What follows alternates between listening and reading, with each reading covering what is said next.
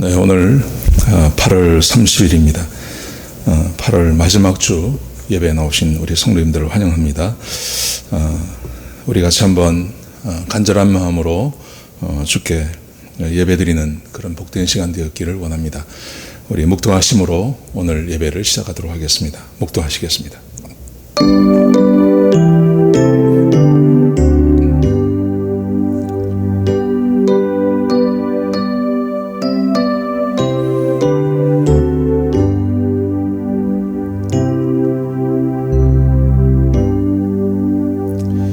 하나님, 주의 백성들이 하나님 앞에 나와서 예배드립니다. 이 시간 우리와 함께 계셔 주시고 우리 예배를 받아주시고 특별히 예배를 통해서 하나님의 이름이 높아지며 또 온 백성들이 하나님을 찬양하며 주의 이름만 높여드리는 그런 귀한 예배가 되게 하여 주옵소서. 또 간절히 바라옵기는 하나님께서 우리에게 은혜를 부어주시는 예배가 될 수 있도록 역사하여 주시옵소서. 하나님, 우리 가운데 마음이 상한 자가 있고 또 건강하지 못한 사람이 있고 또 여러 가지 일로 염려와 걱정 가운데 매여 있는 백성들이 있습니다. 아버지 하나님께서 우리 형편과 처지를 아시오니 하나님 각 가정마다 또 예배 드리는 그 장소마다 하나님께서 찾아가 주셔서 이 예배를 통해서 회복되어지며 또 새로운 힘을 얻으며 하나님께서 주시는 소망을 갖는 그런 귀한 예배가 될 수 있도록 역사하여 주옵소서. 아버지 하나님께서 우리에게 말씀해 주시며 우리가 전심으로 주께 예배드리는 그런 복된 예배가 되게 역사하여 주옵소서. 악한 원수마귀 일절 틈타지 못하게 하시고 주님 홀로 영광 받으시는 귀하고 복된 예배가 되게 역사하여 주옵소서. 주님 감사합니다. 예수님의 귀하신 이름으로 기도드렸습니다. 아멘. 우리 찬송가 48장 같이 하시겠습니다.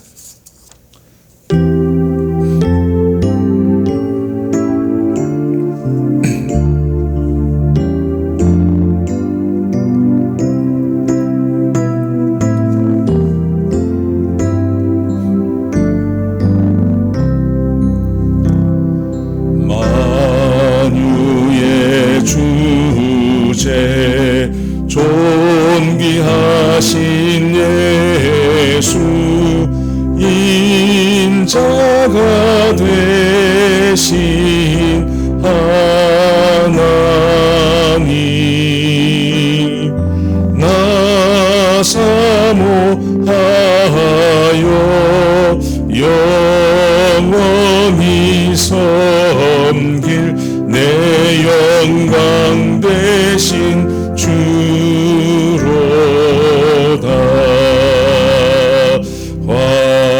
화려한 동산 무성한 저 수목 아름답고 묘하나 순결한 예수 더 아름다워 봄 같은 기쁨 주시네.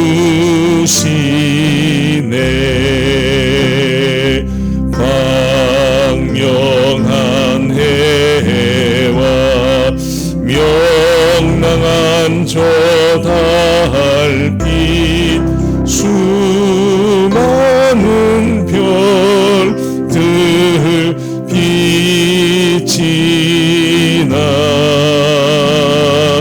주 예수 빛은 더 찬란하여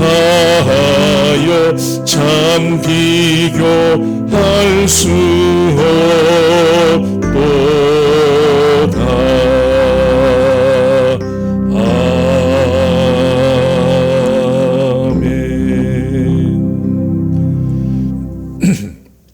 교독문 22번 시편 96편 말씀을 우리 같이 교독하시도록 하겠습니다. 제가 한 절 읽고 또 여러분들이 한 절 읽고 해서 우리 천천히 교독하시겠습니다. 새 노래로 여호와께 노래하라. 온 땅이여 여호와께 노래할지어다. 여호와께 노래하여 그 이름을 송축하며 그 구원을 날마다 전파할지어다. 그 영광을 영광 중에 그 기이한 행적을 만민 중에 선포할지어다. 만방의 모든 신은 헛것이요 여호와께서는 하늘을 지으셨음이로다. 존귀와 위엄이 그 앞에 있으며 능력과 아름다움이 그 성소에 있도다. 아름답고 거룩한 것으로 여호와께 경배할지어다. 온 땅이여 그 앞에서 떨지어다. 하늘은 기쁘고 땅은 즐거워하며 바다와 거기 충만한 것은 외치며 밭과 그 가운데 모든 것은 즐거워할지로다. 같이 읽겠습니다. 그리할 때 삼림의 하나님이 여호와 앞에서 즐거이 노래하리라. 아멘. 이 시간 우리 이규인 집사님 나오셔서 기도 인도해 주시겠습니다.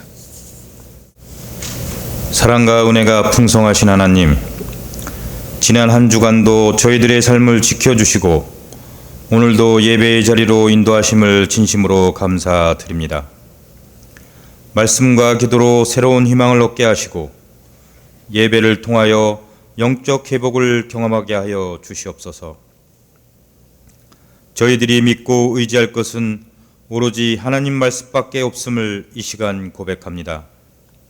영원한 하나님의 말씀을 믿고 이 시간 나아싸우니 오늘도 이 예배를 통하여 은혜 받는 귀한 시간 될 수 있도록 축복하여 주시옵소서. 이 나라와 이 백성을 사랑하시는 하나님, 이 시간 주의 손 의지하여 기도드리오니 경제적인 어려움과 인종 갈등, 정치적 갈등을 다 이겨내게 하시고 모든 국민들이 풍요와 평등과 번영을 누리게 축복하여 주시옵소서. 대통령과 위정자들에게 지혜와 명철을 주시어 하나님을 경외롭게 여기게 하옵시고 무엇보다 국민들이 불안하고 염려하고 걱정하지 않는 길로 인도하여 모든 백성들을 존중하는 나라 될 수 있도록 축복하여 주시옵소서. 교회와 모든 성도들을 위해 기도합니다. 담임 목사님과 모든 사역자님들에게 이 어려운 상황 속에서도 갑절의 영감을 주셔서 이 시대에 꼭 필요한 하나님의 말씀을 선포하게 하여 주시옵소서.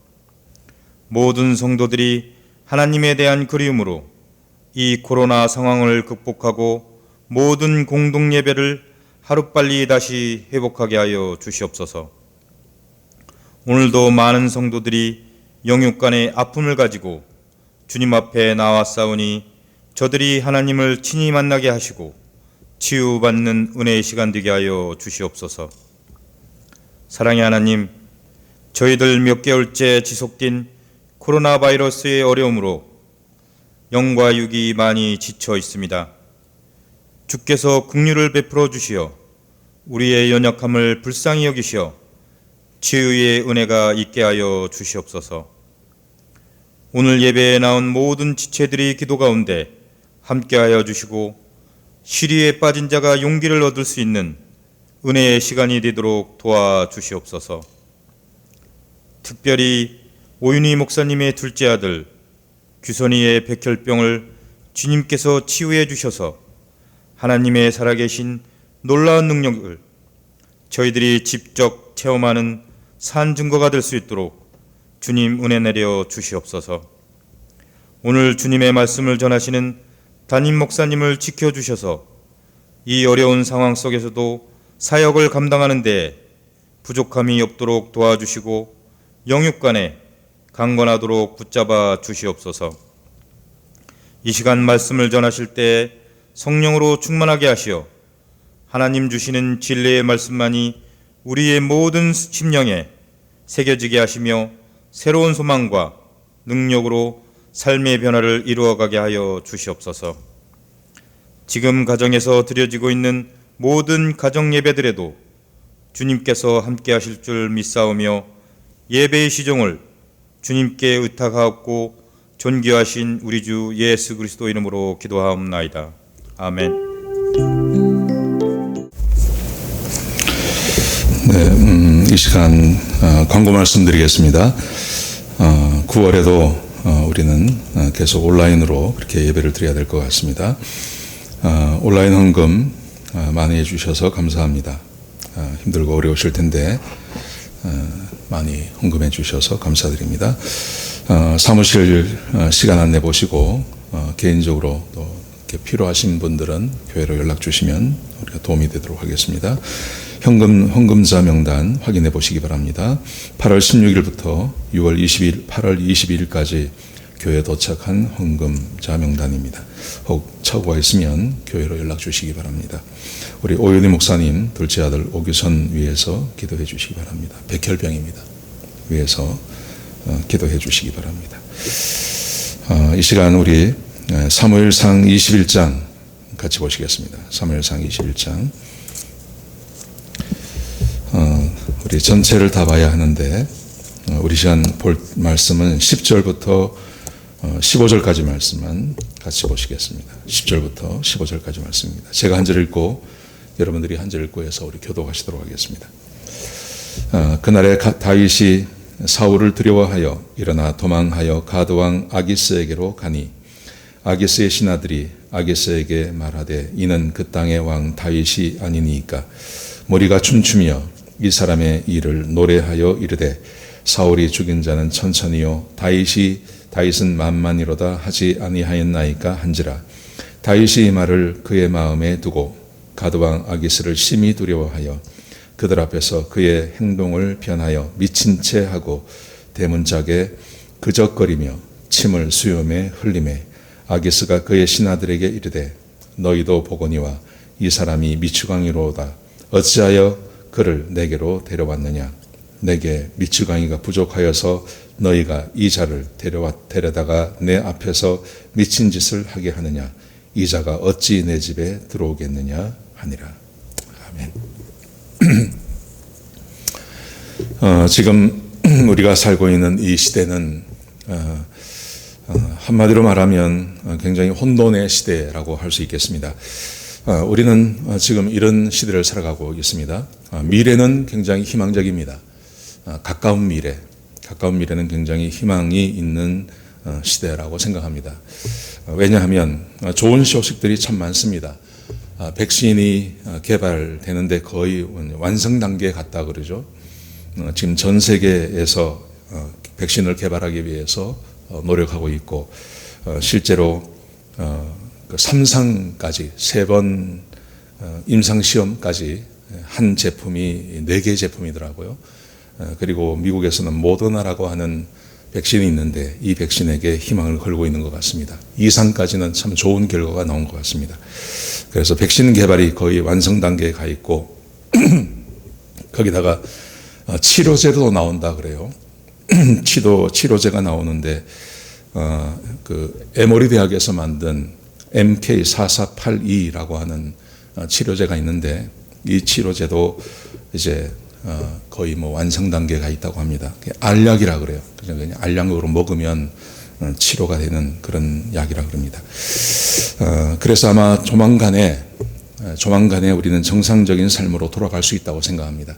올 연말이 되든지 아니면 내년 초가 되면 얼마든지 정상적인 삶으로 돌아갈 수 있는 그런 미래가 우리 앞에 놓여 있다고 그렇게 보게 되는 것입니다.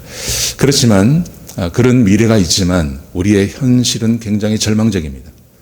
지금 우리가 살고 있는 이 현재라고 하는 시간은 아주 절망적입니다. 대통령 선거가 얼마 남지 않았는데 양쪽에서 다 그렇게 말을 하더라고요. 불복종하겠다. 어떤 결과가 나오든지 물론 자기가 지는 결과를 말하죠. 자기가 만약에 지는 결과가 나오면 받아들일 수 없다. 끝까지 한번 파헤쳐서 가겠다. 그렇게 주장하더라고요. 그래서 대선이 끝이 나도 상당 기간 혼란이 있을 것 같습니다. 거기다가 이번 주에 있었던 그 위스콘신에서 있었던 그 데모가 있었습니다. 근데 그 데모는 점점 과격해지는 것 같습니다. 총이 나왔습니다. 사람들이 총을 가지고 나왔고 17살짜리 아이가 총을 쏘았죠. 그래서 두 사람이 죽고 한 사람이 다치고 데모하는데 총이 나왔다는 거죠. 이게 참 우려가 됩니다. 이게 점점 심해지면 미국 사람들은 집에 다 총이 있기 때문에 이 내전으로 얼마든지 갈 수 있다. 이렇게 분석하는 분들도 계시더라고요. 경제적인 상황도 어렵습니다. 지금 우리 대부분의 한인들이 하고 있는 이 리테일 샵이 거의 문을 닫았기 때문에 이런 상태로 연말까지 가게 된다면 이게 참 어렵죠. 상당히 어렵습니다. 그래서 지금 우리가 살고 있는 이 현 시대는 두 가지가 함께 공존하는 시대라고 생각합니다. 미래는 분명히 이게 해결이 됩니다. 해결이 되지 않고 처음에는 몇 년 갈 거다 이렇게 말을 했는데 그렇지는 않은 것 같습니다. 올 연말이 되거나 아니면 내년 초가 되면 정상적인 삶으로 돌아갈 수 있을 것 같습니다. 그런데 그때까지 가려면 현재 우리가 살아가야 하는 이 현재 8월이 가고 9월이 되고 하는 이런 현재 우리의 시절은 굉장히 혼란스럽고 또 어렵고 절망적이라는 것입니다. 이럴 때 우리는 이런 질문을 하게 되는 것입니다. 그러면 내가 지금 어떻게 살아야 되느냐? 내가 지금 무엇을 하고 어떻게 살아야 되느냐에 대한 질문을 하지 않을 수 없는 거죠. 그리고 내가 어떻게 생활할 것인지를 결정을 해야 하는, 그래서 현재 절망적이고 현재 힘들고 어려운 이 시간을 어떻게 보낼 것인가 하는 것을 결정을 해야 하는 그런 시대라고 생각합니다. 오늘 우리가 함께 읽은 이 본문의 말씀도 다윗인데요. 다윗의 이야기가 기록이 되는데 다윗도 우리가 보내고 있는 이 시간과 똑같습니다. 그의 미래는 굉장히 희망적입니다. 우리가 이미 다 알고 있는 것처럼 다윗은 결국은 왕이 되는 사람입니다. 그리고 본인도 알고 있었습니다. 왕이 될 것을 알고 있었습니다. 하나님께서 그렇게 말씀하셨기 때문에 왕이 될 것에 대해서는 염려하지 않습니다. 그런데 현실의 삶은 굉장히 절망적입니다. 사울의 적이 되었고 사울이 자기를 죽인다는 걸 알게 되었고 그래서 자기의 고향을 떠나서 지금 외국으로 도망을 가는 그런 상황입니다. 오늘 사무엘상 21장은 다윗이 얼마나 절망적인 상황에 빠져 있는지를 우리에게 보여주고 있는 것입니다. 여러분 한번 1절부터 15절까지 말씀해 보시면 다윗의 절망적인 상황이 기록되어져 있습니다. 두 가지 상황입니다. 첫 번째는 다윗이 노브 땅에 가서 제사장을 찾아갔습니다. 이 노브라는 곳은 어디냐 하면 그 다윗이 있던 라마나요스에서 불과 얼마 되지 않는 곳입니다. 그 노브에 가서 제사장을 만났는데 제사장의 이름이 아히멜렉이라고 되어 있습니다. 아히멜렉이 다윗이 자기를 찾아온 것을 보고 깜짝 놀랍니다. 근데 보니까 혼자 왔어요. 이 사람이 군대의 장입니다. 요즘으로 말하면 참모총장이나 아니면 국방부 장관 같은 사람입니다. 근데 혼자 홀홀 단신 자기를 찾아왔어요. 그래서 왜 혼자 왔냐고 묻습니다. 그러자 다윗이 거짓말을 합니다. 왕이 특별한 임무를 띠고 내가 왔고 내가 우리 부하들은 어떤 특별한 장소에서 만나기로 되어 있는데 지금 내가 거기로 가고 있다고 그러면서 이렇게 말합니다. 먹을 것 좀 달라 그럽니다. 얼마나 배가 고팠으면 배가 먹을 것 좀 달라. 떡을 좀 부탁합니다. 그랬더니 이 제사장이 먹을 게 없고 그냥 지금 있는 것은 거룩한 떡 하나님의 제단에 바쳐졌다가 물려 나온 것만 있다고 이렇게 말합니다. 그걸 좀 달라 그럽니다. 그래서 제사장에게 그 제단에 바쳐졌던 떡을 받아서 먹는 이런 상황이 되었습니다. 거기다가 다윗이 혹시 창이나 칼이 있으면 좀 달라 그랬습니다. 그랬더니 제사장이 골리앗을 죽일 때 골리앗의 칼이 자기에게 있다고 이야기했습니다. 그걸 받았습니다.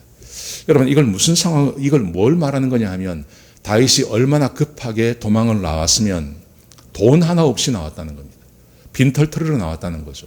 무기도 없고 먹을 것도 없고 돈도 없고 아마 돈이 있었으면 이 제사장을 찾아오지 않았을 것입니다.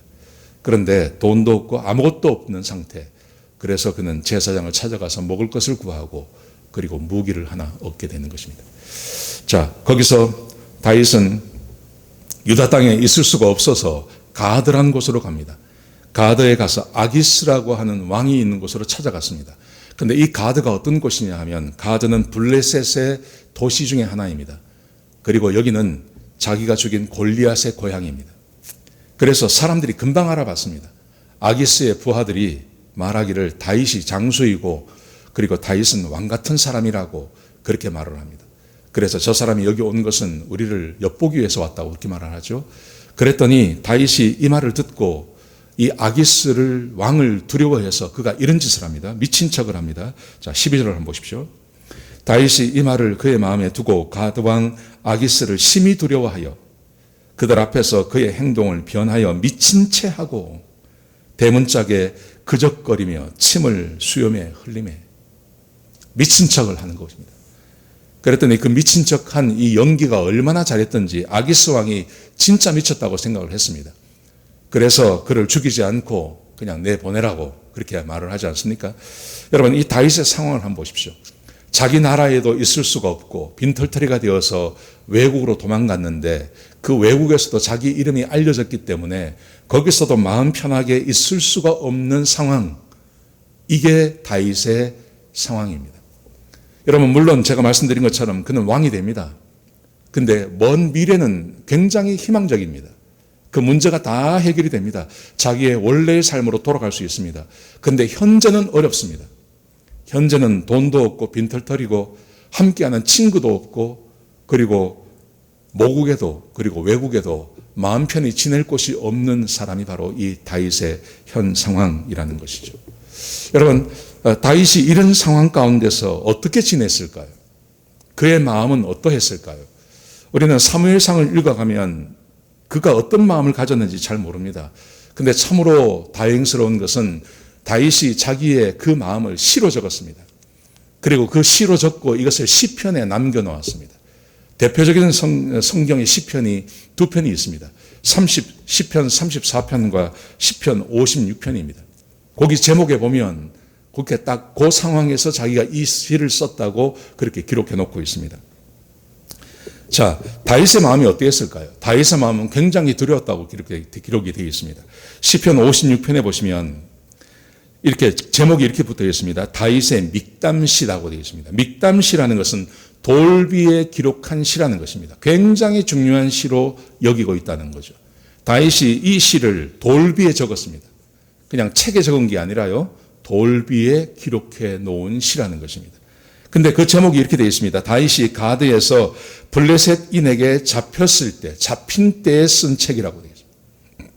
그러니까 다윗이 지금 이 블레셋에 와서 이 가드 왕 앞에서 도망을 치지도 못하고 거기 이렇게 있을 때, 그때 이 시를 썼다는 것입니다.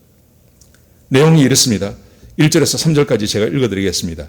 하나님이여 내게 은혜를 베푸소서. 사람이 나를 삼키려고 종일 치며 압제하나이다. 내 원수가 종일 나를 삼키려 하며 나를 교만하게 치는 자들이 많사오니 내가 두려워하는 날에는 내가 주를 의지하리이다. 그가 같은 말을 반복하고 있습니다. 1절과 2절에 같은 말을 반복합니다. 사람들이 나를 삼키려고 합니다. 내 원수가 종일 나를 삼키려고 합니다. 여기서 삼키려고 한다는 말은 이런 말입니다. 짓밟는다는 말입니다. 자기를 막 짓밟아서 뭉개려고 하고 있다는 것입니다. 이런 일을 지금 다윗이 당하고 있는 겁니다. 짓밟힘을 당하고 있는 것입니다. 사람들의 발밑에 들어가서 뭉개지는 일을 지금 다윗이 당하고 있는 것입니다. 거기다 두 번째 보시면 1절에 보시면 종일 나를 치며 압제합니다. 2절에도 그랬죠. 교만한 자들이 나를 칩니다. 여기서 친다는 것은 공격하고 학대하고 괴롭히는 것을 말합니다. 발 아래 놓고 뭉갤 뿐만 아니라 학대하고 때리고 괴롭힌다는 것입니다. 여러분, 다윗은 지금 외국에 나왔지만 이 외국에서도 편하게 지내는 것이 아니었습니다. 거기서 자기를 짓밟는 사람이 있고 자기를 뭉개는 사람이 있고 자기를 공격하고 학대하고 자기를 괴롭히는 사람들이 거기에 많다고 이야기합니다. 여러분, 그래서요 시편 56편 8절에 보시면 자기의 마음을 이렇게 표현하고 있습니다. 나의 유리함을 주께서 계수하였사오니, 유리함, 한 곳에 있지 못하고 계속 돌아다니는 겁니다. 한 집에서 오래 있지 못하는 겁니다. 이 집에 있다가 그 집 사람이 학대하면 다시 다른 집으로도 옮기고, 한 곳에 잠을 자다가 밤에 일어나서 다른 곳으로 옮기고, 있지 못하고 계속 돌아다니는 상황을 말합니다. 그러면서 이렇게 말합니다. 나의 눈물을 주의 병에 담으소서. 얼마나 많이 힘들고 어려웠으면 자기의 눈물을 병에 담아 주십시오. 굉장히 많은 눈물을 흘렸다는 겁니다. 여러분, 다윗은 하나님께서 선택한 사람이고 하나님의 은혜를 맛보았기 때문에 이런 고통을 맛보지만 두렵지 않고 아무렇지도 않다. 그렇지 않습니다. 다윗은 굉장히 두려워하고 어려워하고 힘들어하고 자기가 왕이 될 것을 알고 있으면서도 현실이 괴롭고 힘들기 때문에 그는 눈물을 흘리며 그렇게 지냈다고 성경은 말하고 있습니다. 우리의 상황과 비슷하지 않습니까? 미국의 질병통제센터 CDC가 이 팬데믹 기간을 지나가는데 사람들이 당하는 그 마음의 변화가 있다고 그래요. 그 홈페이지에 가보니까 이렇게 기록해 놓고 있더라고요. 사람들이 팬데믹을 당하면 처음에는 충격을 받는데요. 충격을 딱 받는데요. 이런 일이 있네 하고 충격을 받습니다. 그리고 사람들이 거부합니다. 에이, 나한테는 별일 없을 거야. 에이, 이런 일이 나한테 있겠어. 이렇게 사람들이 거부하다가 그 다음에 사람들은 불안을 느낀대요. 주변에서 그런 사람들이 생겼다고 하고 봉에 걸린 사람이 생기기도 하고 죽는 사람들이 생겨나기도 하고 매일처럼 방송에서 죽는 사람이 몇 사람인가를 방송에 나오지 않습니까? 그러면 사람들이 거기에 불안을 느낀답니다. 그러다가 이런 일을 방치하고 있는 정부에 대해서 막 분노하는 거예요. 막 사람들이 막 분노를 하는 겁니다. 그러다가 그 분노의 대상을 어찌 할 수가 없어요. 그러니까 그 다음에 뭐냐면 장기간 슬픔에 빠진답니다. 내 삶은 나아지지 않을 거야. 세상이 이렇게 끝나는가 하고 사람들이 장기간 슬픔 가운데 빠지게 된답니다. 그러다가 사람들에게 자연스럽게 찾아오는 것, 수면장애, 잠을 못 자는 것이죠. 거기다가 식욕부진, 잘 못 먹는 겁니다. 그러다가 이제 끝에 가는 게 우울증이래요. 공황장애가 찾아오고 우울증이 찾아오고 거기다가 조금 더 심하면 자살 충동이 사람들 가운데 생겨난다는 거죠. 여러분 지금 다윗이 지금 이런 상황 아니겠습니까? 하나님께 택함 받고 또 나라를 위해서 전쟁에 나가서 승리하고 얼마나 잘했습니까?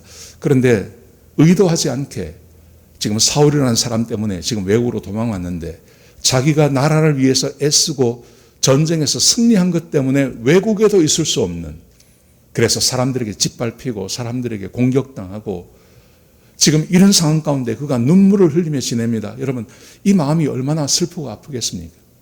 그에게 왜 잠을 잘 잤겠습니까? 잠도 제일 잘 못 잤을 것입니다. 그의 마음이 얼마나 우울했겠습니까? 네. 자, 다윗이 이런 상황 가운데서 그가 어떻게 지냈을까요? 그가 실제로 눈물을 흘리며 두렵다고 이야기하고 그가 한 곳에 있지도 못하고 유리하고 방황하면서 지낸 이 다윗이 실제로 그가 어떻게 지내며 그가 이 10년이라는 세월을 어떻게 지낼 수 있었을까요? 자, 성경 시편 34편에 보시면 이 34편에서는 아주 특이하게 그가 실제로 어떻게 지냈는지를 기록하고 있습니다. 그가 10년을 특별히 10년을 이 마음 가지고 지냈다고 말합니다. 고통스럽고 힘들고 어려울 때 자기는 이 마음을 가지고 그는 10년을 지냈다고 말합니다. 제가 바라기는 우리 사랑하는 성도님들이 시편 34편에 미래는 아주 밝습니다. 미래는 문제가 해결이 됩니다. 그런데 지금 당장은 어려운 요즘 같은 시간 우리가 이거 하며 지냈으면 좋겠습니다. 다윗은 자기가 이렇게 지냈다고 우리에게 말해주고 있어요. 자, 우리 같이 한번 보시죠. 시편 34편을 보시면요. 거기에 제목이 하나 붙어 있습니다. 근데 그 제목이 이렇습니다. 다윗이 아비멜렉 앞에서 미친 채 하다가 쫓겨나서 지은 시. 그러니까 금방 우리가 읽었던 그 말씀. 그렇게 미친 척 해서 도망 나와서 기록한 책이라는 거예요.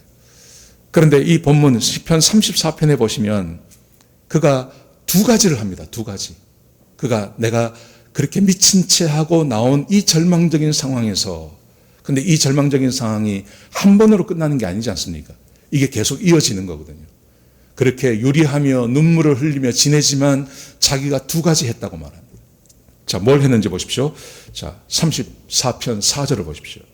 내가 여호와께 간구하며 내게 응답하시고 내 모든 두려움에서 나를 건지셨도다. 기도했다고 말하죠. 6절을 보십시오.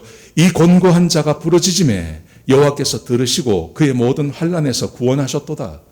그가 첫 번째 하는 것은 하나님께 기도하는 것입니다. 너무 힘들고 어렵고 너무 힘드니까요. 그가 하나님께 기도했습니다. 하나님께 간구했습니다. 이 곤고한 자가 여호와께 부르짖음에, 그랬더니 하나님께서 응답하셨어요. 하나님께 기도하고 응답을 받습니다. 그래서 그의 생명을 유지해 나가는 겁니다. 그렇지만 고통은 계속되어지는 것입니다. 자, 그런데 그가 아주 특이한 말을 합니다. 자기가 하나님께 기도했더니 하나님께서 응답하셨는데 왜 하나님께서 내 기도를 들으셨는지를 이야기합니다. 자, 15절을 보십시오. 이렇게 말합니다. 여호와의 눈은 의인을 향하시고 그의 귀는 그들의 부르짖음에 기울이시는도다. 이 말은 무슨 말이냐 하면 내가 기도했더니 하나님께서 응답하셨습니다. 왜냐하면 하나님께서 나를 선택하셨기 때문에, 나를 왕으로 삼으시려고 하나님께서 선택하신 사람이기 때문에 내 기도에 응답했다고 말하지 않습니다. 그게 아니라 하나님께서 내 기도에 응답하시는 것은 하나님이 원래 하시기로 하셨던 하나님의 눈이 의인에게 가 있는데 내가 의인의 삶을 살았기 때문에 내 기도에 응답했다고 말합니다. 이걸 한 번만 말한 게 아니라 17절을 보십시오. 의인이 부르짖음에 여호와께서 들으시고 그들의 모든 환난에서 건지셨도다. 자기는 뭐냐 하면 자기가 의인이라는 거예요. 자기는 의롭게 살려고 애썼다는 겁니다. 그래서 하나님께서 자기의 기도에 응답하셨다는 것입니다. 여러분, 지금 다윗이 이 절망적인 상황에서 뭘 했냐 하면 두 가지 했습니다. 그는 첫 번째 기도했습니다. 근데 여러분, 기도보다 더 중요한 것이 있습니다. 지금 시편 34편을 읽어보면 그 말이 나옵니다. 기도보다 더 중요한 것은 뭐냐 하면 자기가 의롭게 살려고 애썼다고 이야기합니다. 하나님께서 자기의 기도에 응답하신 것은 그냥 자기를 선택했고 내가 왕이 될 사람이기 때문에 응답하신 게 아니라 자기가 의롭게 살려고 애썼기 때문에 하나님께서 자기의 기도에 응답하셨다고 말합니다. 여러분, 이것은 저의 추측이 아닙니다. 이것은 시편 34편에 다윗이 고백하고 있는 말입니다. 자, 12절을 보십시오. 12절에 보시면 이렇게 말합니다. 생명을 사모하고 연수를 사랑하여 복받기를 원하는 사람이 누구뇨? 지금 다윗은 미친 척하고 겨우 목숨을 부지해서 지금 이 왕 앞에서 도망 나왔습니다. 근데 겨우 아비멜렉 앞에서 겨우 목숨을 건져서 나왔는데 그가 말하기를 이렇게 말합니다. 생명을 사모하고, 생명을 사모한다는 말은 이 말입니다. 인생을 즐겁게 살기를 원하는 사람이 누구냐? 인생을 즐겁게 살기를 원하는 사람. 지금 다윗의 소망이 이거 아니겠습니까? 인생을 행복하게 살기를 원합니다. 거기다 그다음 보십시오. 연수를 사랑하여 복받기를 원하는 사람이 누구냐? 연수를 사랑하여 오래도록 건강하게 그리고 하나님께 복을 받으며 행복한 삶을 살기를 원하는 사람이 누구냐? 이렇게 말하는 겁니다. 인생을 즐겁고 그리고 오래도록 장수하면서 행복하게 살기를 원하는 사람이 누구냐? 지금 다윗의 상황과 정반대입니다. 다윗이 간절히 원하는 것이 그거입니다. 다윗이 간절히 원하는 그것, 다윗은 알고 있다는 겁니다. 자기가 그냥 기도만 한 게 아니라, 하나님께 기도만 한 게 아니라 기도에 하나님께서 응답하실 수밖에 없는 그 의인의 삶을 자기가 살았다는 거죠. 그게 바로 뭐냐 하면, 자 보십시오. 13절을 보십시오. 그 다음 절에 보시면 이렇게 말합니다. 내 혀를 악에서 금하며 내 입술을 거짓말에서 금할지어다. 악을 버리고 선을 행하며 화평을 찾아 따를지어다. 11절과 13절을 함께 읽어보십시오. 제가 읽겠습니다. 생명을 사모하고 연수를 사랑하여 복받기를 원하는 사람이 누구뇨? 내 혀를 악에서 금하며 내 입술을 거짓말에서 금할지어다. 악을 버리고 선을 행하며 화평을 찾아 따를지어다. 다윗이 지금 자기의 생명을 겨우 미친 척하고 나와서 하나님 앞에 자기가 어떻게 살아나올 수 있었는지, 그리고 자기가 앞으로 어떻게 살지를 자기 백성들에게 가르치는 것입니다. 생명을 유지하며 행복하게 그렇게 살기를 원하는 사람이 있습니까? 그렇다면 이렇게 하십시오. 크게 3가지, 작게 4가지. 혀를 악에서 금하십시오. 입술을 거짓말에서 금하십시오. 악을 버리고 선을 행하십시오. 그리고 화평을 찾아 따르십시오. 이걸 이야기하는 겁니다. 그러니까 다윗은 어떻게 살았다는 말입니까? 다윗은 기도도 하지만 혀를 악에서 금했습니다. 그리고 입술을 거짓말해서 행하지 않았습니다. 거기다가 악을 버리고 선을 행했습니다. 그리고 화평을 찾아 따랐습니다. 다윗은 이 네 가지를 했다는 것입니다. 여러분, 이 말씀이 얼마나 중요했던지 신약에 가면 베드로 사도가 이 말을 그대로 인용합니다. 베드로전서 3장 10절에 보시면 이렇게 말합니다. 그러므로 생명을 사랑하고 좋은 날 보기를 원하는 자는, 생명을 사랑하고 죽지 않고 이 말이죠. 그리고 좋은 날 보기를, 지금은 힘들고 어렵지만 이 힘들고 어려운 날을 지나가서 좋은 날 보기를 원하는 사람이 있습니까? 그렇다면 이렇게 사십시오. 똑같이 말합니다. 혀를 금하여 악한 말을 그치며 그 입술로 거짓을 말하지 말고 악에서 떠나 선을 행하고 화평을 구하며 그것을 따르라. 왜냐하면 주의 눈은 의인을 행하시고 그의 귀는 의인의 간구에 기울이시며 이르시되 그 주의 얼굴은 악행하는 자들을 대하시느니라 하였느니라. 다윗이 말한 것을 베드로 사도가 그대로 인용했습니다. 그러면서 생명을 사랑하고 좋은 날 보기를 원하는 사람, 말 함부로 하지 마십시오. 악한 말 하지 마십시오. 거짓말 하지 마십시오. 악을 버리고 선을 따라 행하십시오. 그러면 하나님께서 하나님의 눈이 의인을 바라보시고 하나님의 귀가 그 의인의 기도에 응답해 주실 것입니다. 그렇게 말하고 있는 겁니다. 여러분, 다윗이 이 힘들고 어려운, 자기에게 미래가 좋다는 거 알고 있습니다. 근데 현재는 어렵습니다. 근데 이 현재 어려운 삶을 지나가면서 내가 무엇을 하면 어떻게 살 것인가? 하나님께서 기도에 응답해 주셔야 됩니다. 근데 하나님께서 기도에 응답하시기 위해서는 의로운 삶을 살아야 됩니다. 그게 하나님의 속성이기 때문에 그렇습니다. 그래서 나는 이 네 가지 하고 삽니다. 저는 오늘 본문의 말씀을 통해서 우리 성도님들과 함께 이런 약속을 하고 싶어요. 우리가 지금 9월입니다, 이제. 9, 10, 11, 12. 한 4개월 내지 5개월만 버티시면 됩니다. 4개월 내지 5개월만 버티시면 우리가 옛날로 돌아갈 수 있습니다. 그런데 보십시오. 옛날로 돌아가는데 단순히 옛날로 돌아가는 것보다 저는 더 좋은 미래가 우리 앞에 있다고 저는 생각합니다. 왜냐하면 다윗이 그랬습니다. 다윗은 왕은 아니었습니다. 다윗은 왕도 아니었고 그렇게 사람들에게 인기도 있었지만 모든 것이 다 없었습니다. 그런데 요 기간, 그 힘들고 어려운 10년의 세월입니다. 다윗에게는 10년의 세월이었습니다. 그런데 그 다윗이 10년의 세월을 인고하고 지냈을 때, 이 말씀을 따라 살았을 때, 그가 10년이 끝났을 때 그는 왕으로 등장했습니다. 저는 우리 성도님들에게 이렇게 도전하고 싶어요. 단순히 과거로 돌아간다면 말입니다. 우리가 이 지금 거의 한 1년이지 않습니까? 그 1년의 세월을 허비한 것이죠. 얼마나 아깝습니까?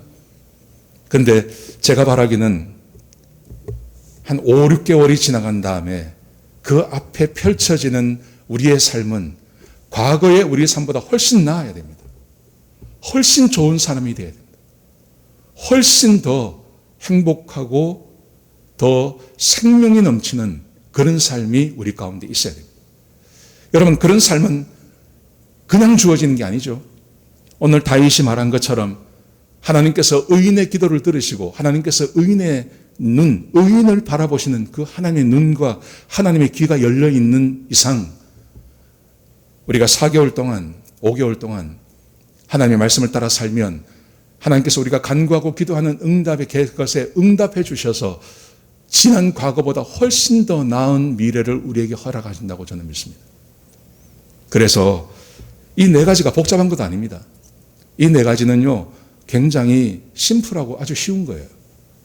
그래서 이 네 가지만 우리가 함께 지켜나간다면 하나님께서 우리의 기도에 응답하셔서 여러분의 마음의 소원, 지금 마음에 품고 있는 그것들을 하나님께 간구하고 기도해서 얻는 그런 귀하고 복된 시간이 되기를 축복합니다. 네 가지가 뭘까요? 아까 말씀드린 대로 그것입니다. 첫 번째, 내 혀를 악에서 금하며, 내 혀를 악에서 금하라는 말은 악한 말 하지 말라는 겁니다. 비판하지 말고 불평하지 말고 원망하지 말라는 것입니다. 지금 다윗이 내 혀를 악에서 금한다는 말은 누구를 향한 것입니까? 이것은 사울을 향한 것입니다. 그리고 자기를 해하려고 하는 자들입니다. 그리고 돕지 않으려고 하는 자들입니다. 지금 다윗은 이런 사람들로 꽉 찼습니다. 자기 나라에도 그런 사람이 많고요. 그리고 외국에도 이런 사람들이 참 많습니다. 근데 다윗이 하나님 앞에서 딱 결정을 하는 것입니다. 뭐냐 하면 나는 절대 불평하지 않는다. 나는 절대 다른 사람 비판하지 않는다. 나는 절대 원망하지 않는다. 사울을 향해서도 누구를 향해서도 나는 원망하지 않는다. 이 계획을 가지고 있는 것입니다. 여러분 이게 왜 중요하냐 하면 시편 37편에 보시면 다윗이 이런 시를 썼습니다. 제가 읽어드리겠습니다. 여호와 앞에 잠잠하고 참고 기다리라. 여호와 앞에 잠잠하고 여호와 앞에서 원망하지 않는다는 겁니다. 여호와 앞에서 불평하지 않는다는 겁니다. 다른 사람 비판하지 않는다는 겁니다. 참고 기다린다는 겁니다. 자기 길이 형통하며 악한 꾀를 이룬 자 때문에 불평하지 말지어다. 내가 보기에는 나쁜 사람이에요. 자기가 보기에는 하나님 편에 있지 않는 사람이에요. 그런데 이 사람이 형통합니다. 그 다음에 자기의 꾀를 믿고 살아가는 사람이 형통합니다. 잘 살아갑니다. 근데 그 사람 때문에 내가 불평하지 않을 것입니다. 8절에 보시면 분을 그치고 노를 버리며 불평하지 말라. 오히려 악을 만들 뿐이라. 그가 말하기를 분을 그치고 노를 버리고 불평하지 마라. 왜냐하면 그렇게 하는 것은 결국은 악을 만드는 것밖에 안 된다. 이렇게 말합니다. 여러분 사람은 말하는 게 굉장히 중요합니다. 그 말의 힘이라는 책이 있습니다. 이규호라는 분이 쓴 겁니다. 근데 이분이 뭐라고 말을 하냐면 요즘 철학에서는 언어 철학이 굉장히 뜨고 있대요. 왜냐하면 사람의 말에 힘이 있다는 것을 요즘 철학자들이 안다는 것입니다. 그러면서 이렇게 말을 했습니다. 언어는 일정한 상황 속에서 구체적으로 표현된 말이 삶을 창조하는 힘을 지녔다. 다시 읽어드리겠습니다. 언어는 일정한 상황 속에서 구체적으로 표현된 말이 삶을 창조하는 힘을 지녔다. 사람은 언제나 어떤 상황이 있습니다. 이 상황에서요, 그가 내뱉는 그 말, 그게 부정적인 말일 수도 있고 긍정적인 말일 수도 있습니다. 근데 그 말에 의하여서 그 상황을, 어떤 상황을 창조해 나가는 힘이 있다는 것을 누가 발견했냐면 철학자들이 발견한 것입니다. 그래서 요즘은 언어 철학이라는 것을 사람들이 많이 연구한다 그래요. 사람의 말에는 힘이 있습니다. 근데 사람이 부정적인 말을 많이 하면 부정적으로 된다는 겁니다. 근데 긍정적으로 말을 많이 하면 긍정적이 된다는 겁니다. 여러분 지금 다윗이 내가 악한 말을 안 합니다. 내가 악한 말을 안 하겠습니다. 내가 불평을 하지 않겠습니다. 내가 노를 바라지 않겠습니다. 왜 그렇게 말하냐 하면 그것은 그가 말한 것 때문에 무엇이 되어진다는 의미도 있지만 더한 것은 뭐냐 하면 하나님을 믿기 때문에 그렇다는 겁니다. 하나님 믿기 때문에. 자 보세요. 시편 37편 1절을 보세요. 악을 행하는 자들 때문에 불평하지 말며 불의를 행하는 자들을 시기하지 말지어다. 3절에 보시면요. 여호와를 의뢰하고 선을 행하라. 악을 행하는 자들 때문에 불평하지 마라. 왜? 하나님을 믿기 때문에. 하나님이 행하실 것을 믿기 때문에. 하나님은 의인의 기도를 들으십니다. 하나님의 눈은 의인에게 가 있습니다. 하나님은 항상 의인을 바라봅니다. 근데 내가 악한 사람들 때문에 내가 불평하고 내가 원망하고 비판하고 그러고 있으면 하나님께서 얼마나 슬퍼하시겠냐는 거예요. 하지 말라는 거예요. 여러분 요즘 우리 TV를 보거나 신문을 보거나 방송을 보십시오. 온통 세상이 누구 잘못을 이야기합니다. 누구 때문에 이런 문제가 생겼다고. 그걸 보고 있으면요, 나도 모르게 화가 나요. 나도 모르게 막 분노가 치밀어요. 그냥 안 보는 겁니다. 그걸 아예 안 보는 겁니다. 아예 보지 않고 사는 겁니다. 진짜 그 사람의 잘못인지도 몰라요, 사실은. 근데 계속 그러고 있는 겁니다. 그러니 나도 모르게 누군가에게 계속 블레임하고 있는 겁니다. 누군가에 대해서 불평을 하게 돼 있는 겁니다. 아예 안 보는 거죠.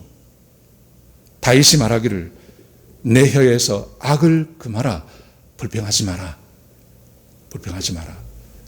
여러분 우리가 긍정적인 말을 많이 하면 긍정적인 사람이 됩니다. 근데 부정적인 말을 많이 하면 부정적인 사람이 됩니다. 어쩔 수 없는 겁니다, 사람은. 두 번째, 거짓말하지 마라. 거짓말하지 마라. 두 번째, 거짓말하지 않겠다고 그렇게 고백을 하고 있습니다. 책 중에 이런 책이 있습니다. 사람은 어떻게 말을 하게 되었을까라는 책이 있습니다.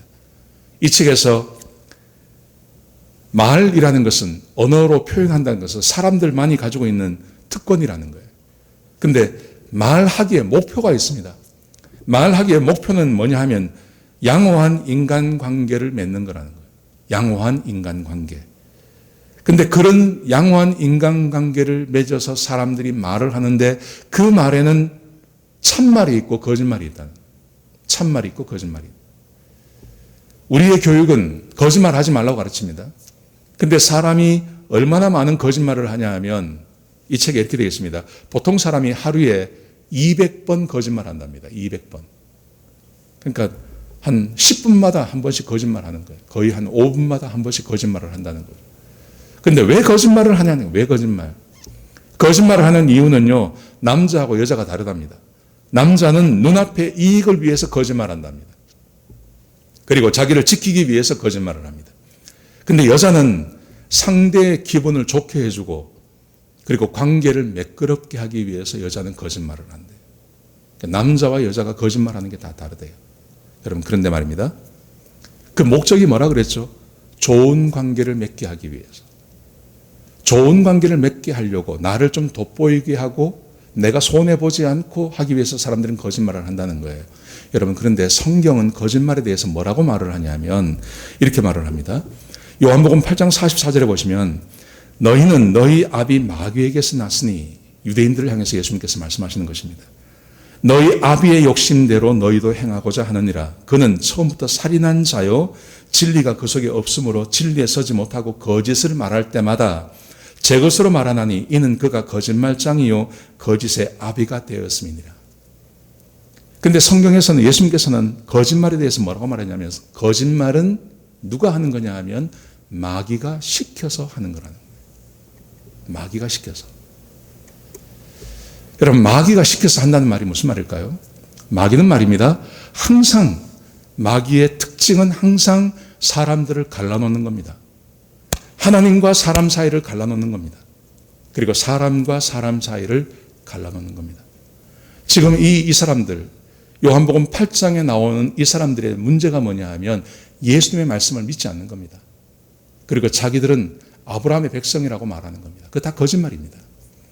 근데 이 거짓말은 무슨 역할을 하냐 하면, 거짓말은 사람은 사람과 말을 하면서 자기를 높이고 관계가 좋아지기를 원합니다. 근데 거짓말이 딱 들어가면 무슨 일이 벌어지냐 하면 거짓말은 사람과 사람 사이를 갈라놓습니다. 거짓말은 하나님과 사람 사이를 갈라놓습니다. 그리고 거짓말은 사람과 사람 사이를 갈라놓습니다. 마귀가 그 일을 한다는 거예요. 근데 마귀의 최종 목적이 뭐냐 하면, 어떤 신학자가 이렇게 말을 했습니다. 신학자가 말하기를 마귀가 거짓말을 하는 것은 거짓말을 하는 것이 최종 목적이 아니라 그 거짓말을 드러내게 하는 거래요. 거짓말이 딱 드러나면 그때부터는 사람과 사람 사이가 갈라집니다. 그죠? 거짓말하는 사람하고 누가 친구하려고 그러십니까? 거짓말이 드러나면 그러면 사람과 사람 사이를 딱 갈라놓습니다. 마귀는 사람한테 거짓말을 하면 내가 다른 사람과 좋은 관계를 맺을 수 있다고 그렇게 거짓말을 합니다. 근데 그렇게 합니다. 그리고 그 거짓말을 드러내버립니다. 그래서 사람과 사람 사이를 갈라놓습니다. 부부간에 아무리 관계가 좋은 사람이라 하더라도 거짓말 계속하면요, 그 부부는요 좋은 관계가 못 돼요. 우리 교인들 관계도 마찬가지입니다. 거짓말이 드러나면 교인 관계가 깨어져 버립니다. 하나님 앞에도 마찬가지입니다. 하나님 앞에 가서 사람이 얼마든지 거짓말할 수 있습니다. 근데 그 거짓말을 하면 하나님과 우리 사이가 갈라지게 되는 것입니다. 이게 마귀의 목적이라는 거죠. 여러분, 그런데 오늘 본문에 보시면, 오늘 함께 읽은 본문 말씀해 보시면 다윗이 거짓말을 해요. 그렇죠? 아히멜렉을 찾아가가지고 거짓말하지 않습니까? 거짓말을 합니다. 자, 보십시오. 다윗이 찾아갔습니다. 아히멜렉이 왜 혼자 왔냐고 묻습니다. 그러자 다윗이 이렇게 말을 합니다. 내가 왕의 명령을 받고 특별한 임무를 수행하러 가는데 내가 혼자 온 이유는 다른 지점에 가서 나의 부하들을 만날 거라고 이야기합니다. 거짓말합니다, 지금. 근데 이 거짓말은 뭐냐 하는 거죠. 거짓말을 연구하는 특별히 신학자들 중에 거짓말을 연구하고 이 본문을 연구한 사람들의 그 해석을 들어보면 이렇게 말을 했습니다. 성경에 거짓말이 나온다는 거예요. 대표적인 거짓말이 오늘 본문에 나온 다윗의 거짓말입니다. 또 하나의 거짓말이 있습니다. 그게 라합의 거짓말입니다. 여호수아가 정탐꾼을 보내잖아요. 그래서 여리고성에 들어갔습니다. 그래서 이 사람들이 라합의 집으로 들어갔습니다. 여리고의 왕이 이것을 알고 그 정탐꾼을 내놓으라 그랬습니다. 근데 그 정탐꾼이 집에 숨어 있었는데 라합이 갔다 그러죠. 거짓말하지 않습니까? 그러면 이 거짓말은 뭐냐 하는 거죠. 그리스도인들이 할 수 있는 거짓말과 그리스도인들이 해서는 안 되는 거짓말이 있습니다. 그리스도인이 할 수 있는 거짓말은요, 딱 한 가지밖에 없습니다. 그것은 뭐냐 하면 십계명에 보면 하나님께서 거짓말하지 말라 그럽니다. 근데 그거보다 또 하나가 있죠. 살인하지 말라 그랬습니다. 살인하는 것과 거짓말하는 것, 살인하지 말라, 거짓말하지 말라, 이 두 개가 만날 때가 있어요. 라합 같은 경우입니다. 다윗 같은 경우입니다. 참말을 하면, 라합이 참말을 하면 그 정탐꾼들이 죽습니다. 다윗이 거짓말을 한 이유는 뭐냐 하면 다윗이 이 제사장에게 자기가 지금 도망가는 길에 숨어 왔다고 이야기하면요, 이 아히멜렉 제사장이 죽임을 당해요. 근데 어차피 사울이 이 사람을 죽입니다. 근데 왜 거짓말을 하냐 하면 그 사람을 살려내려고요. 아히멜렉을 살리려고요. 라합이 거짓말한 것은 그 정탐꾼을 살리기 위해서 하나님께서 살인하지 말라는 말과 거짓말하지 말라는 말을 함께 주셨는데 상대를 살려내기 위해서 비교적 작다고 할 수 있는 거짓말을 하는 것이죠. 그러니까 우리가 거짓말을 할 수 있는 경우는요, 딱 한 가지입니다. 상대의 생명을 살리기 위해서 거짓말은 할 수 있습니다. 성경에 허용한 거짓말입니다. 그런데 이게 아닌 그냥 일상의 삶에서 내가 내 위신을 살리고 그리고 내가 다른 사람과 좋은 관계를 맺기 위해서 거짓말하는 것 하지 마라. 성경이 그렇게 우리에게 말하고 있는 거죠.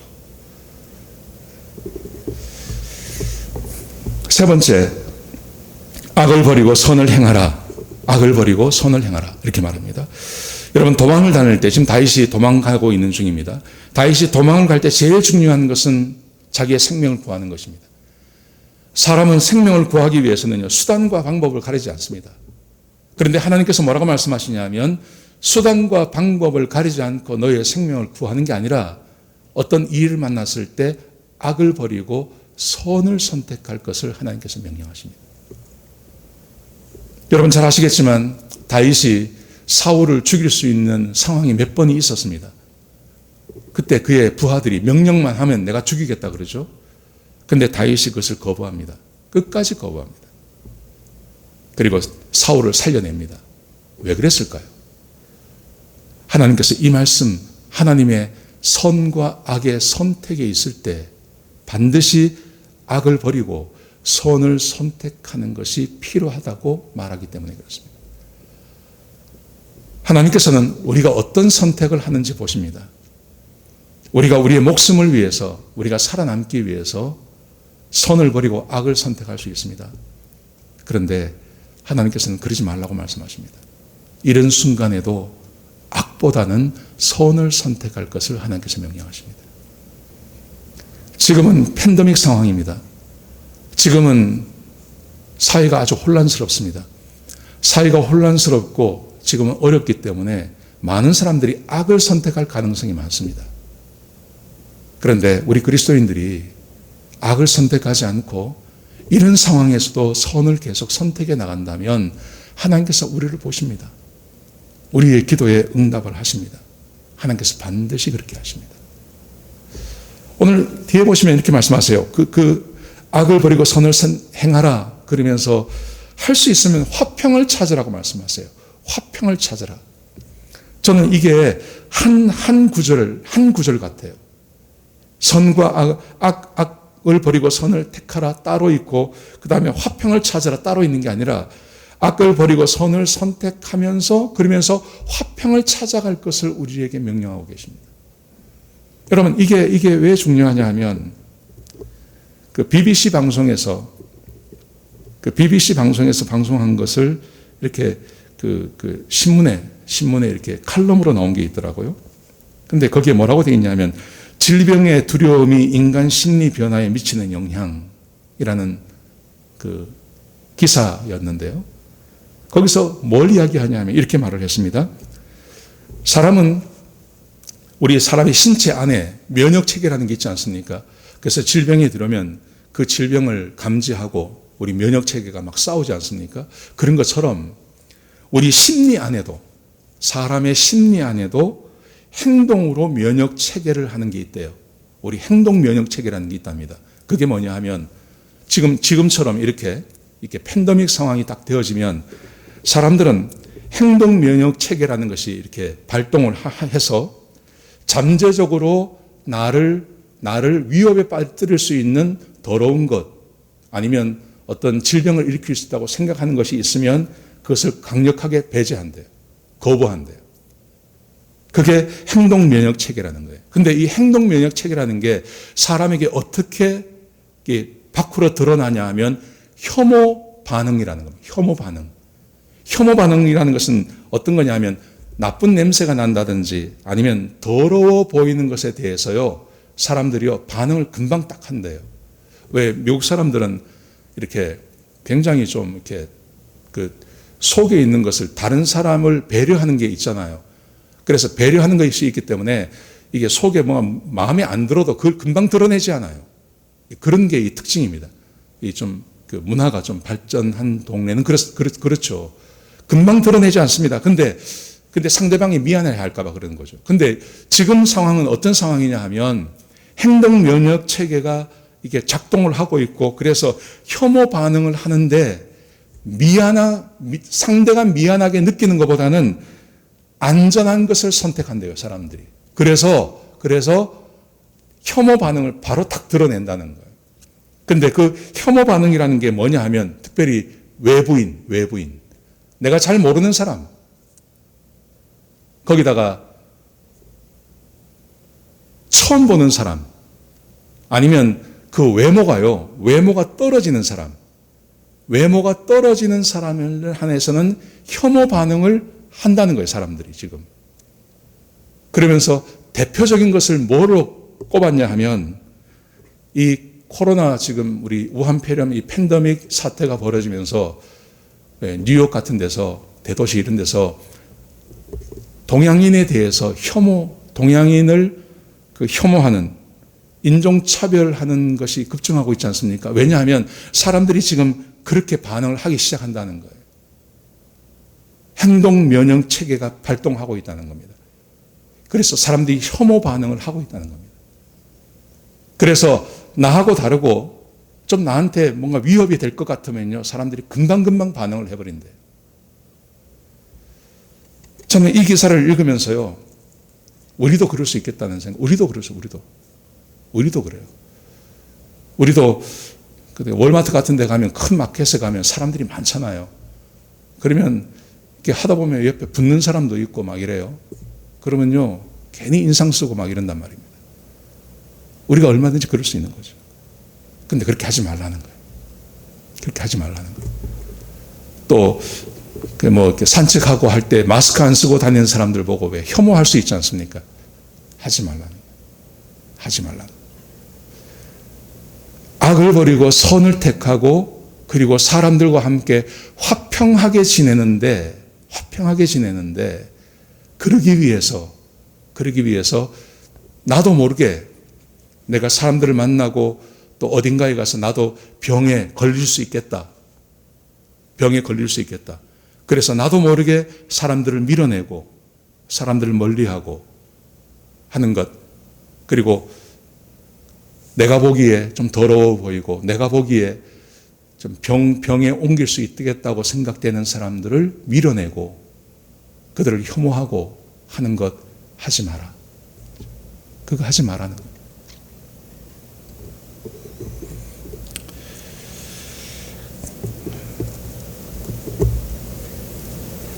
앞으로 우리가 5개월이 될지 6개월이 될지 잘 모르겠습니다. 아마 연말 좀 되면 아마 해결이 될 것 같아요. 여러분, 그 기간 동안 내가 어떻게 살 건가 원망하지 마십시오. 불평하지 마십시오. 연습하시기 바랍니다. 불평 안 하고 원망 안 하고 누군가에 대해서 비판하지 않고 그 다음에 거짓말하지 않고 내가 정직하게 살아야지, 거짓말하지 않고, 그리고 악을 버리고 할 수 있으면 선을 선택하고, 그리고 다른 사람과 화평하게 지내고, 내가 모르는 사람도요, 내가 마켓에 가고 아니면 뭐 어디 길을 가고 어디 가서든지 대부분의 사람과 화평하게 지내는 것, 그게 그렇게 지내십시오. 다윗이 그렇게 지냈다는 겁니다.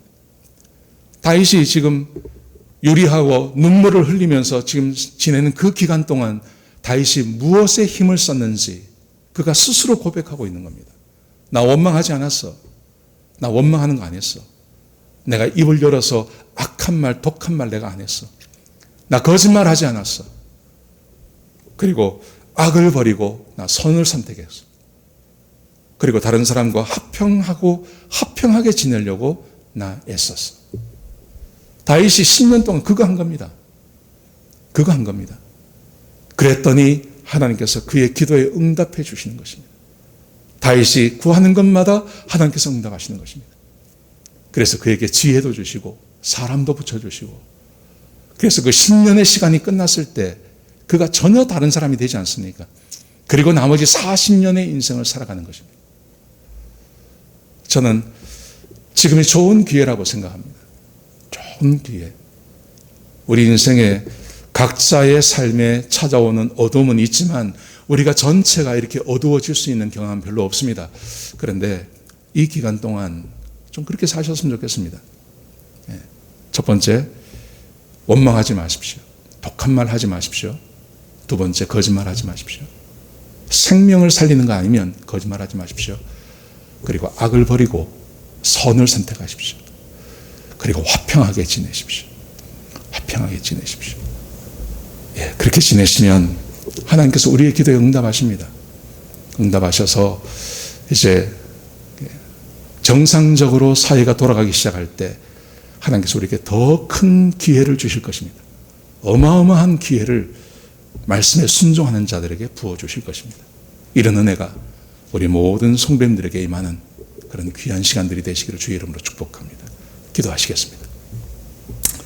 아버지 하나님, 우리에게 귀한 말씀 주셔서 감사합니다. 다윗이 우리하고 비슷한 시간을 보냈습니다. 훨씬 긴 시간 동안 다윗은 더 어렵고 힘든 시간을 보냈습니다. 그럼에도 불구하고 그는 그 힘들고 어려운 기간 동안 독한 말 하지 않고 거짓말 하지 않고 악을 버리고 선을 선택하고 또 사람들과 화평하게 지내기를 소원했습니다. 하나님, 그래서 하나님께서 다윗을 의롭다고 보시고 그의 기도에 응답하시는 그 은혜를 경험했습니다. 하나님, 우리도 똑같이 살게 하여 주옵소서. 우리도 똑같이 살게 해 주시옵소서. 독한 말, 비판하는 말 하지 않게 하시고, 거짓말 하지 않게 하시고, 악을 버리고 선을 선택하게 하시고, 다른 사람과 화평하게 지내는 주의 백성들이 될 수 있도록 역사하여 주옵소서. 주님 축복하시옵소서. 감사합니다. 예수님의 귀하신 이름으로 기도드렸습니다. 아멘.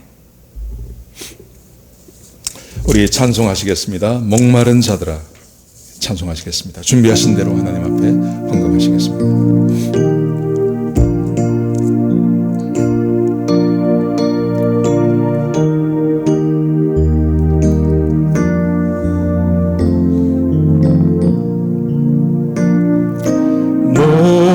목마른 자들아 다 이리 오라.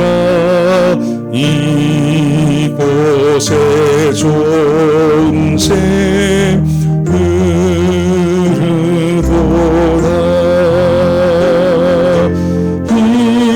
힘쓰고 애씀이 없을지라도 이 샘에 오면 다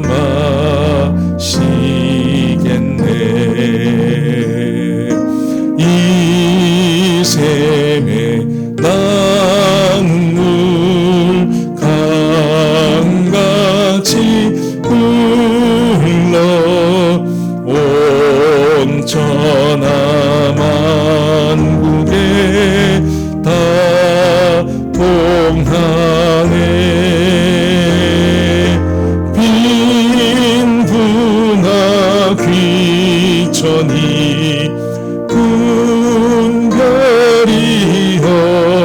없이 다 와서 쉬고 또 마시겠네. 신기한 샘물을 마신 자마다 목 다시 가라지 아니하고 속에서 솟아나 생수가 되어 영원히 솟아 늘 풍성하리. 이 샘의 이름은 생명의 샘물, 저 수정빛같이 늘 날보다 어린 양 보좌가 그늘이 되어 생명수 샘이 늘 그치지 않네. 하나님을 사랑하는 사람들은 하나님의 계명을 지킨다 그랬습니다. 하나님의 말씀이 생명입니다. 또 우리에게 마르지 않는 생수가 우리에게 있습니다. 그게 바로 하나님 말씀입니다. 다윗이 하나님의 말씀에 순종하고 살았을 때 하나님께서 그를 의인으로 보시고 그의 기도에 응답하셨습니다. 우리도 마찬가지입니다. 우리도 어차피 4개월, 5개월은 시간이 지나가게 되어 있습니다. 그리고 내가 어떻게 살지도 이미 우리는 정해져 있습니다. 그런데 내가 어떻게 살지를 하나님의 말씀으로 조정해 나간다면 얼마나 좋을까요? 그것처럼 귀하고 복된 게 어디 있겠습니까? 다윗이 그렇게 살았던 것처럼 다윗은 10년 살았습니다. 우리는 1년 아닙니다. 1년 아닙니다. 길어야 6개월입니다. 길어야 6개월 한번 하나님 말씀대로 오늘 다윗이 살았던 것처럼 내가 불평하지 않고, 내가 독한 말 하지 않고, 거짓말 하지 않고, 내가 할 수 있으면 악을 버리고 선을 선택하고, 그리고 다른 사람과 화평하게 지내는 것. 그러면 하나님께서 우리가 간절히 구하고 기도하는 것 응답하십니다. 그래서 이 팬데믹이 끝나고 우리의 정상적인 삶으로 돌아갔을 때 하나님께서 우리 모든 삶을 불일 듯이 세워나가시는, 내가 억지로 세워나가는 게 아니라요, 하나님께서 도와주셔서 막 불일 듯이 일어나는 그런 우리의 개인의 삶, 우리의 사업, 또 우리의 삶 전체가 되기를 축복합니다. 말씀에 순종하시는 일주일 되시기를 축복합니다. 우리 같이 한번 기도하십시다. 아버지 하나님, 때마다 시마다 하나님께서 우리에게 말씀해 주셔서 감사합니다. 하나님, 하나님께서 우리에게 사람이 어떻게 살지에 대해서 말씀하셨습니다. 특별히 다윗이 10년을 어떻게 살았는지 우리에게 보여주셨습니다. 그리고 10년이 끝난 다음에 그의 삶이 어떻게 이루어지는지, 그의 왕국이, 그의 제국이 어떻게 세워지는지도 우리에게 보여주셨습니다. 하나님, 우리가 하나님을 믿습니다. 하나님의 살아계심을 믿고 다윗의 하나님이 우리의 하나님 되심을 우리가 알고 있습니다. 하나님, 우리가 다윗처럼 살기를 다짐합니다. 다윗처럼 그렇게 살 것입니다. 하나님, 다윗을 세우신 하나님께서 우리 성도님들 한 사람 한 사람을 세워 주옵소서. 그래서 지금 힘들고 어렵고 낙심되는 상황이지만 우리가 염려하지 않고, 또 특별히 비판하지 않고, 독한 말하지 않고, 그리고 거짓말하지 않고, 그리고 선을 택하고 악을 버려버리며, 그리고 화평을 추구하는 우리 주의 백성들에게 하나님께서 다윗에게 부어주셨던 그 은혜를 동일하게 우리 성도님들에게도 허락하여 주옵소서. 우리 성도들이 삶이 나아지게 하시고 이전보다 더 좋아지게 하시고 한 사람도 망하거나 어려움 겪는 자가 없게 하여 주옵소서.